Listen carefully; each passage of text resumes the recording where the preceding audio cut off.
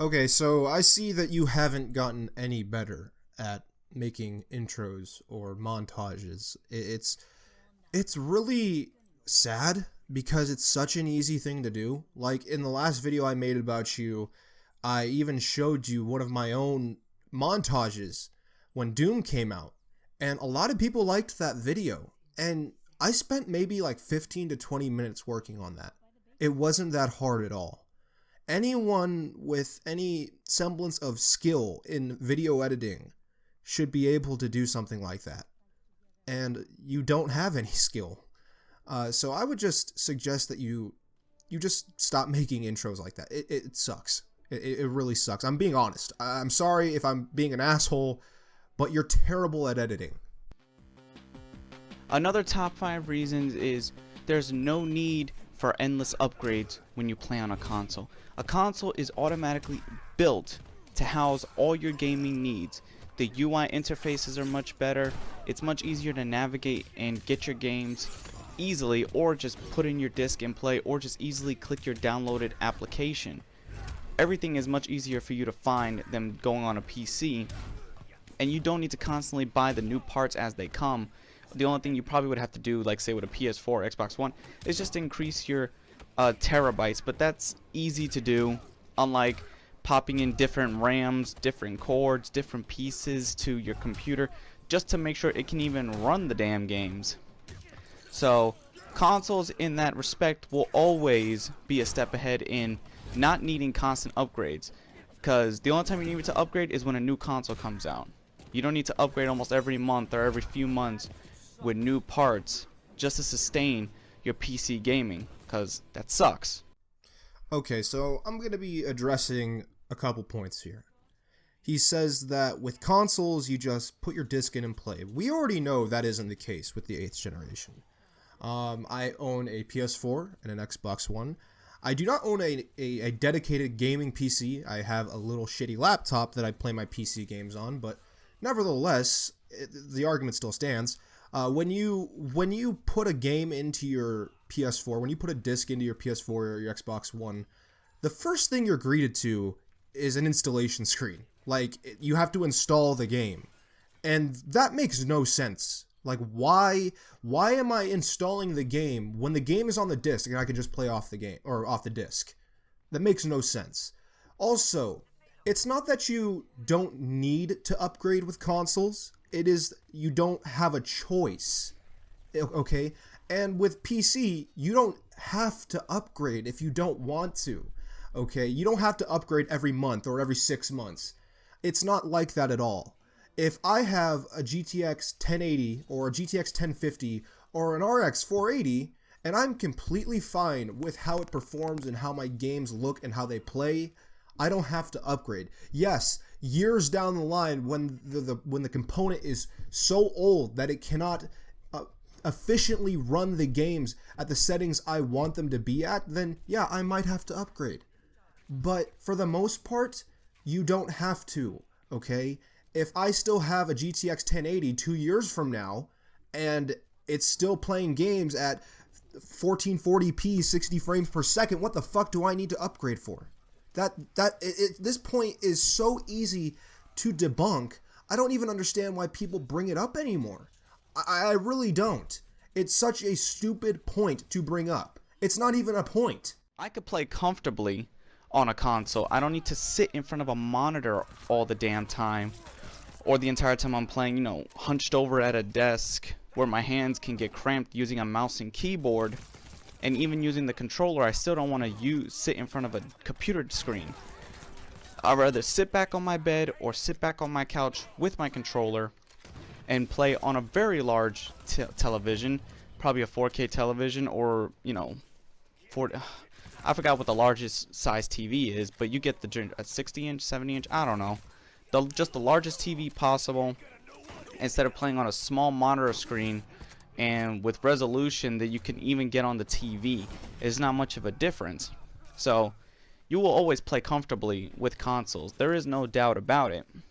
Instead of being in the dark, I could just be in the warm lit of the living room, or probably, yeah, in the dark of my bedroom, but at least I'm comfortable laying on a bed, sitting on a beanbag chair, sitting on a lounge chair, pull the little seat thing back, pull the little leg part up, pop your legs up, instead of just going with a keyboard going click a click click a click click a click. Damn near gonna give yourself dyslexia trying to use a keyboard and mouse, trying to play your game. We could just play comfortably sitting on the sofa, But that's from experience, Sitting on a sofa is easier. This is just another non-point, because these points so far are so easy to debunk. Again, like, what's the point of even bringing them up? Okay, Steam has this thing. I'm not sure if you're aware of this. I'm pretty sure you're not aware of it. Steam has this thing called Big Picture Mode. Okay, where it converts the Steam UI into more of a console-style user interface, and it's very easy and simple to use. Also, you can plug any fucking computer into a TV, whether it be this little 20-inch TV I have sitting in front of me or my 50-inch sitting behind me.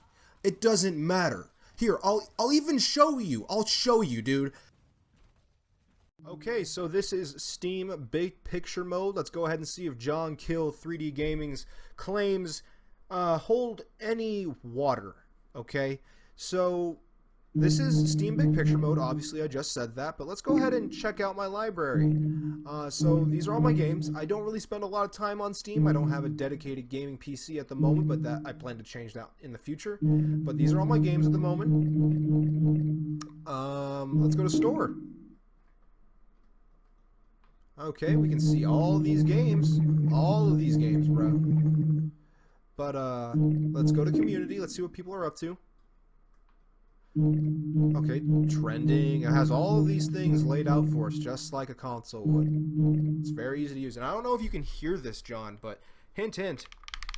You hear that? That is my Xbox One controller, and it just disconnected. But, anyway, to finish off this point, you're full of shit. You can use your PC any which way you like, and at this point, it's just as easy, if not easier, than using a console. Anyway, you can go ahead and move on. Hardware expenses and the complexity. It is very expensive to just put your PC together and build it. Okay, stop. I'm not even going to allow you to finish that point, because this is something that is so easy to fucking debunk.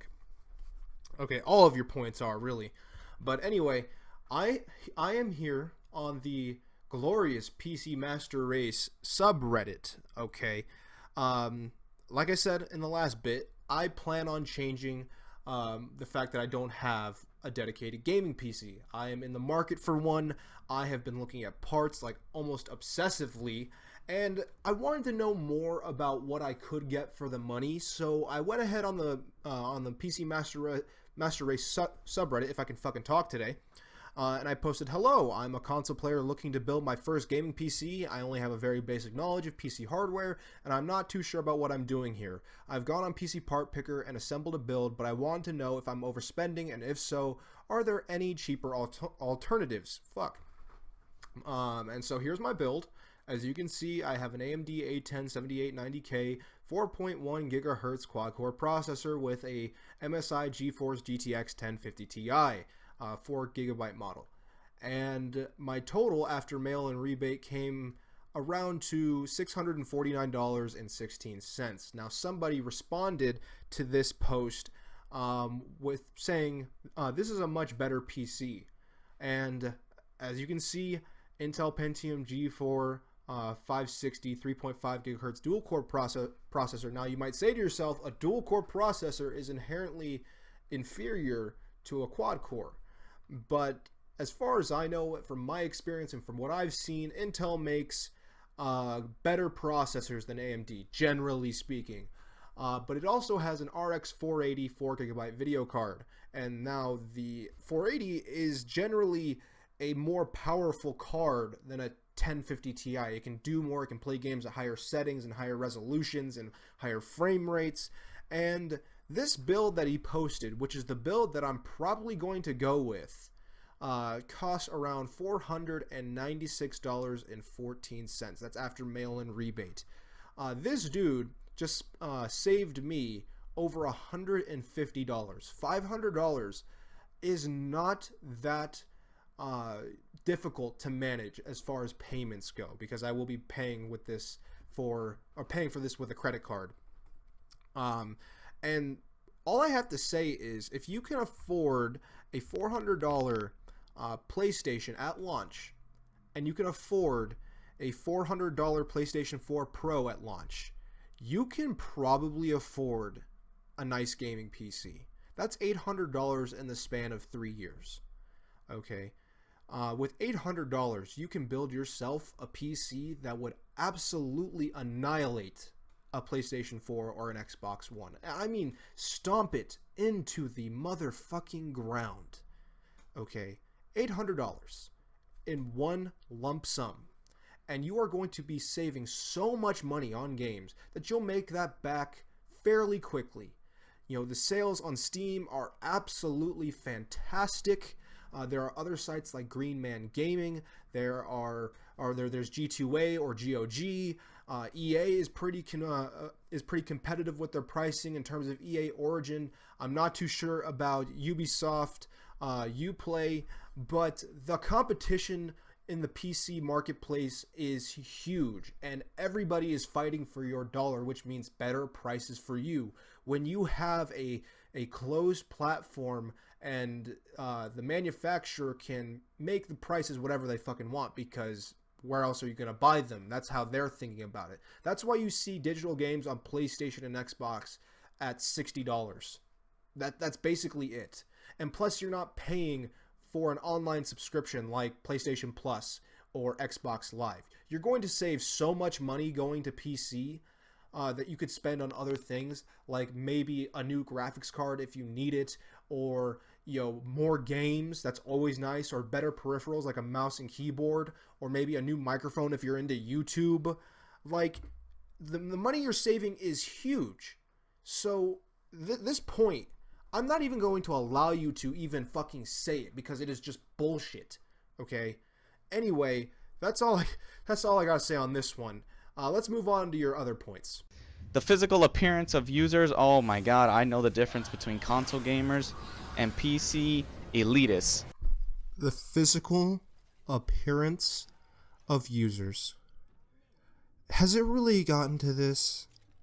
Guys, I don't even know what to say at this point. This is just mind-blowing, but I guess I'm going to torture myself even more. Let's listen to what he has to say. Now, casual PC gamers, they're not the ones that look like the size of a house. I've seen a PC elitist with dozens of zits look like he got hit with puberty every day of his life, even before birth. You could tell this motherfucker. Console gamers, we can actually still get up and physically do what we need to do. We don't have to rely sitting on our asses all the time. But a PC elitist prefers to just sit on their ass all day, not care how fat they would get, or they look like slobs while they're doing it. I mean, that's just kind of like, they'd rather play their game. Yeah, they have everything they want with their game, but it's like they don't take their hygiene into account. So, I mean, physical appearance of a user is a detriment, I really, this is too, my brain hurts. I'm so mind blown. I am at a loss for words. What does the physical appearance of users have anything to do with the platform itself? What? Answer that question, John. Please, I am begging you. What does the physical appearance of users have to do with anything about the platform? Also, why? What is the reason that you think that all PC gamers are just fat fucking slobs? I know quite a few console gamers that are fucking horrendously fat. Like, they're the size of Shamu. They are fucking huge. Okay? And this point doesn't make any sense. It doesn't hold any weight. Your point here is a non-point. I don't even know what to say at this point.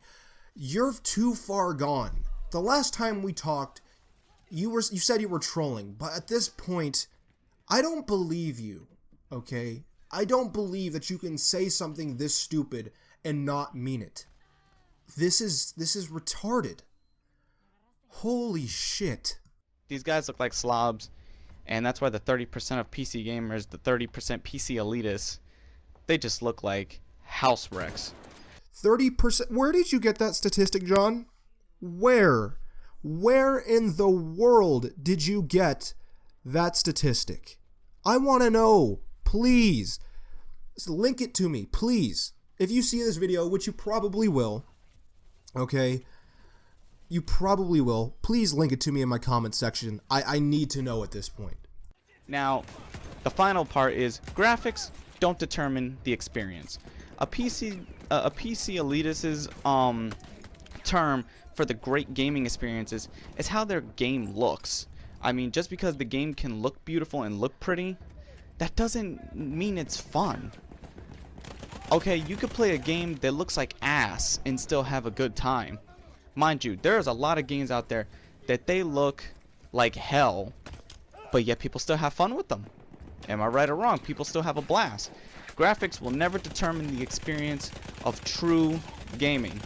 The experiences is for the player to experience the game for himself, and if they like it, if they like the game, whether it's shitty to someone else, as long as it's fun for them, hell, I'll even tell you right now, I had a good time playing the Amazing Spider-Man 2 movie tie-in game. Oh wow, I'm probably gonna catch some shit for that, but I know the game looked like shit, but it was still fun. It was still a quick Spidey adventure. So that's all I gotta say for this list, guys. Okay.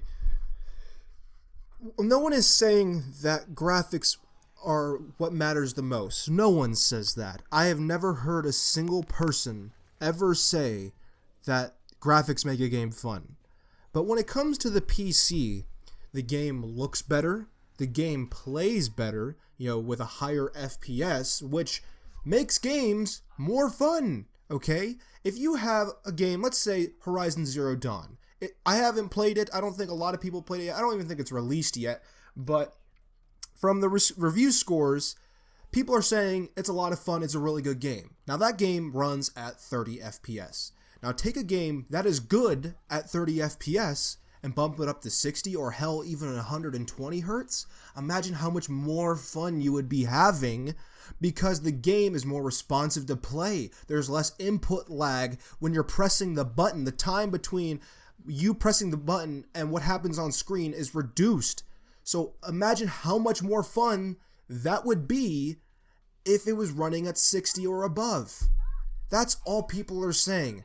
Yes, graphics matter to some degree, but they don't make the whole experience. But if a game looks really awesome and it plays really awesome, it just makes the game more fun. That's all people are saying. But anyway, dude, I have no interest in debating you this time. Okay, I did it last time. You lied to my face. You are a sneaky little fucking liar, you little bitch. I was already kind of like, I don't really buy his bullshit, but I was just gonna leave it be and never talk about you ever again. But now that I know you just flat out lied about everything you said to my face, I have no interest in talking to you at this point. This is the last time I will be making a video about you. And, dude, you are a sad, pathetic piece of shit. I'm sorry, I'm just gonna say it. You are a sad, worthless excuse for a human being. But anyway, those are just my thoughts. I'll see y'all later. Peace.